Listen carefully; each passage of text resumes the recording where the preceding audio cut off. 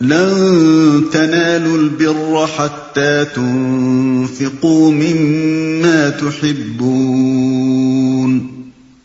وما تنفقوا من شيء فإن الله به عليم۔ تم نیکی کو نہیں پہنچ سکتے جب تک کہ اپنی وہ چیزیں خدا کی راہ میں خرچ نہ کرو جنہیں تم عزیز رکھتے ہو، اور جو کچھ تم خرچ کرو گے اللہ اس سے بے خبر نہ ہوگا۔ تم نیکی کو نہیں پہنچ سکتے جب تک کہ اپنی وہ چیزیں خدا کی راہ میں خرچ نہ کرو جنہیں تم عزیز رکھتے ہو۔ اس سے مقصود ان کی اس غلط فہمی کو دور کرنا ہے جو وہ نیکی کے بارے میں رکھتے تھے۔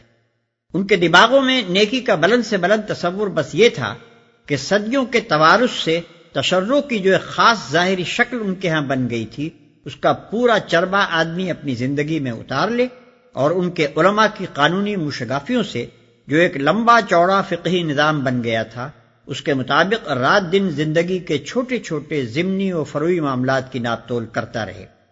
اس تشرع کی اوپری سطح کے نیچے بالعموم یہودیوں کے بڑے بڑے دیندار لوگ تنگ دلی، حرص، بخل، حق پوشی اور حق فروشی کے عیوب چھپائے ہوئے تھے، اور رائے عام ان کو نیک سمجھتی تھی۔ اسی غلط فہمی کو دور کرنے کے لیے انہیں بتایا جا رہا ہے کہ نیک انسان ہونے کا مقام ان چیزوں سے بالا تر ہے جن کو تم نے مدار خیر و صلاح سمجھ رکھا ہے۔ نیکی کی اصل روح خدا کی محبت ہے، ایسی محبت کہ رضائے الہی کے مقابلے میں دنیا کی کوئی چیز عزیز تر نہ ہو۔ جس چیز کی محبت بھی آدمی کے دل پر اتنی غالب آ جائے کہ وہ اسے خدا کی محبت پر قربان نہ کر سکتا ہو، بس وہی بت ہے، اور جب تک اس بت کو آدمی توڑ نہ دے نیکی کے دروازے اس پر بند ہیں۔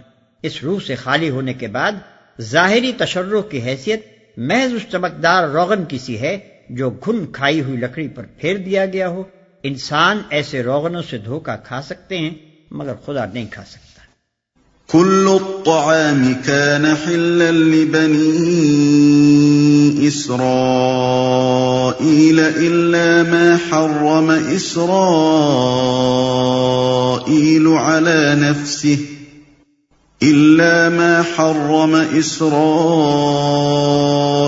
على نفسه من قبل أن تنزل التوراة قل فأتوا بالتوراة فاتلوها إن كنتم صادقين۔ کھانے کی یہ ساری چیزیں جو شریعت محمدی میں حلال ہیں بنی اسرائیل کے لیے بھی حلال تھیں، البتہ بعض چیزیں ایسی تھیں جنہیں تورات کے نازل کیے جانے سے پہلے اسرائیل نے خود اپنے اوپر حرام کر لیا تھا۔ ان سے کہو اگر تم اپنے اعتراض میں سچے ہو تو لاؤ تورات اور پیش کرو اس کی کوئی عبارت۔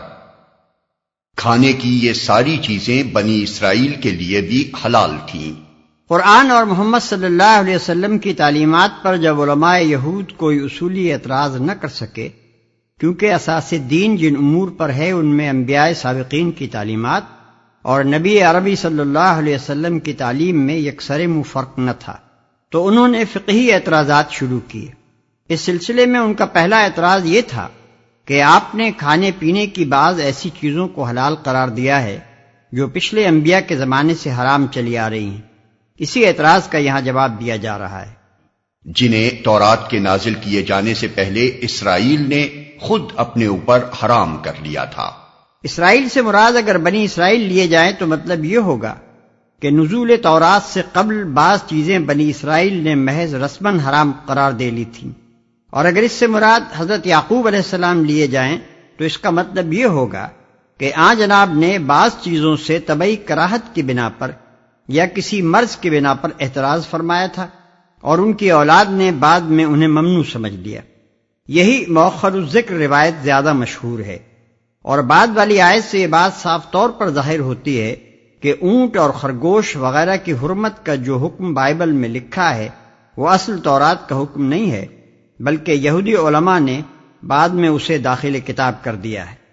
فمن افترى على الله الكذب من بعد ذلك فأولئك هم الظالمون۔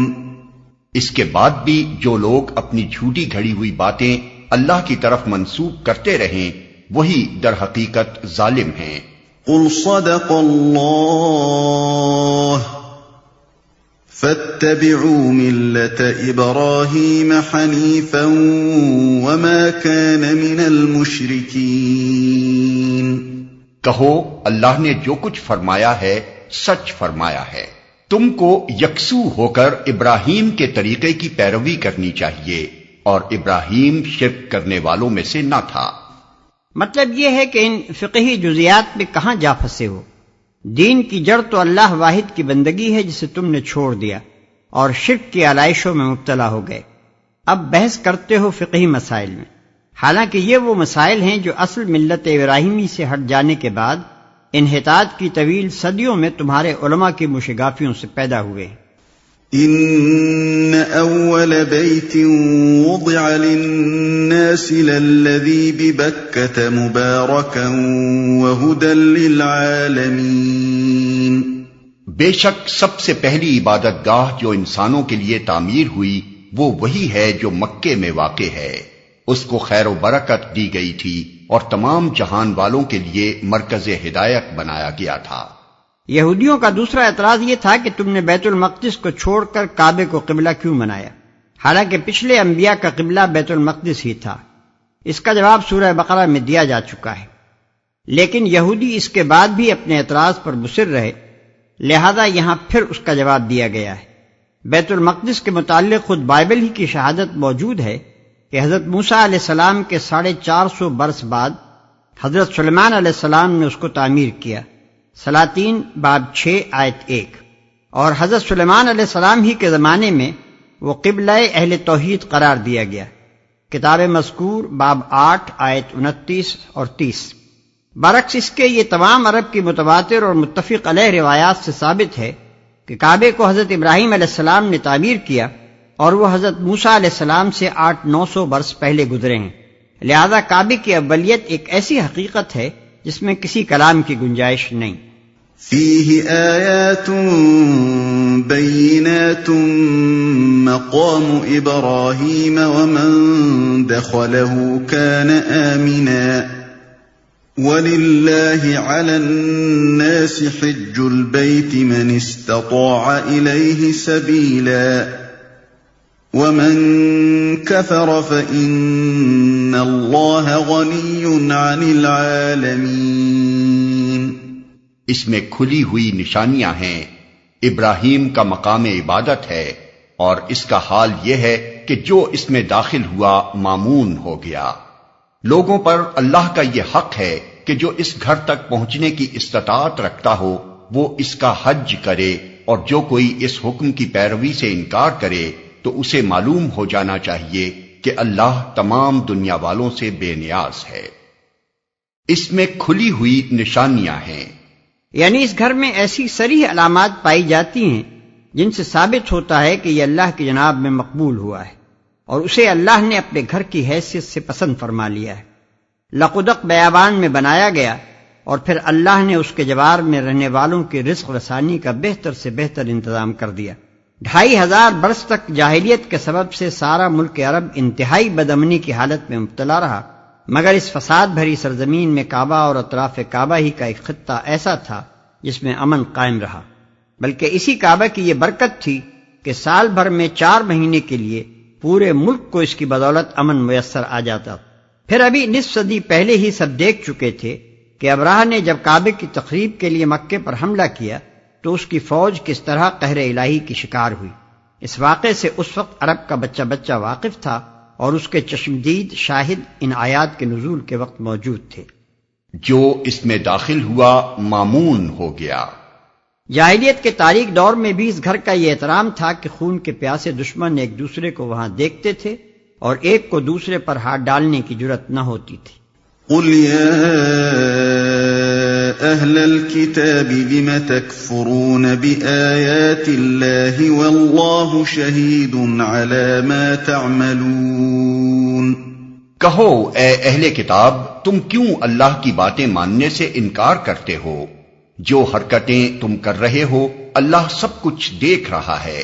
قُلْ يَا أهل الكتاب لم تصدون عن سبيل الله من آمن تبغونها عوجا وأنتم شهداء وما الله بغافل عما تعملون۔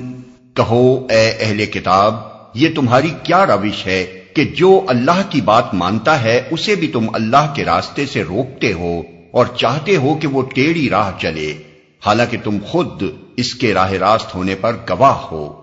تمہاری حرکتوں سے اللہ غافل نہیں ہے۔ یا ایھا الذین آمنوا ان تطیعوا فریقا من الذین اوتوا الکتاب یردوکم بعد ایمانکم کافرین۔ اے لوگو جو ایمان لائے ہو، اگر تم نے ان اہل کتاب میں سے ایک گروہ کی بات مانی تو یہ تمہیں ایمان سے پھر کفر کی طرف پھیر لے جائیں گے۔ وَكَيْفَ تَكْفُرُونَ وَأَنْتُمْ تُتْلَى عَلَيْكُمْ آيَاتُ اللَّهِ وَفِيكُمْ رَسُولُهُ وَمَنْ يَعْتَصِمْ بِاللَّهِ فَقَدْ هُدِيَ إِلَى صِرَاطٍ مُسْتَقِيمٍ۔ تمہارے لیے کفر کی طرف جانے کا اب کیا موقع باقی ہے جبکہ تم کو اللہ کی آیات سنائی جا رہی ہیں اور تمہارے درمیان اس کا رسول موجود ہے۔ جو اللہ کا دامن مضبوطی کے ساتھ تھامے گا وہ ضرور راہ راست پا لے گا۔